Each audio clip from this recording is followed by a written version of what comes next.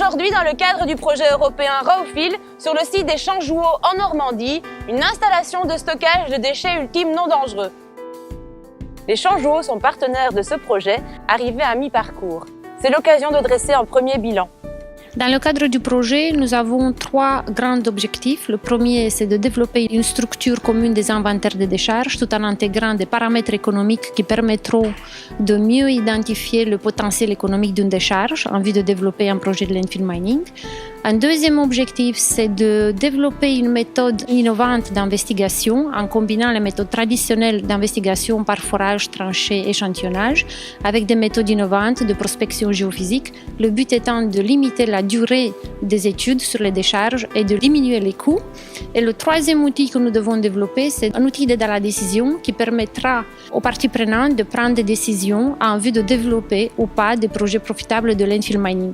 À ce stade, nous avons la première version de notre structure d'inventaire commune des inventaires. L'outil d'aide à la décision, il est dans sa première version. En fait, nous allons obtenir ce premier outil au mois de juin cette année-ci. Et après, il sera testé sur plusieurs sites qui seront mis à disposition par nos partenaires.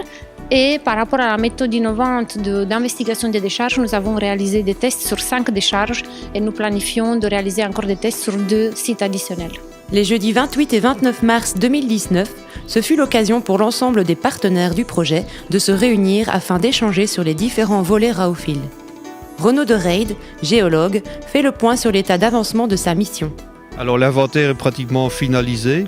Nous allons simplement maintenant le tester tous les indicateurs que nous avons choisis pour vérifier qu'ils permettent réellement de classifier les décharges en fonction de leur intérêt.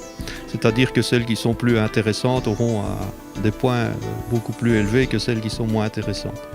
Il existe dès lors un intérêt tout à fait réel pour le déploiement de cette méthode auprès des exploitants de décharges toujours en activité ou non.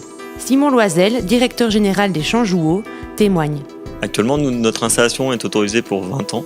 Donc on traite 75 000 tonnes de déchets ultimes par an, donc sur 21 ans d'exploitation.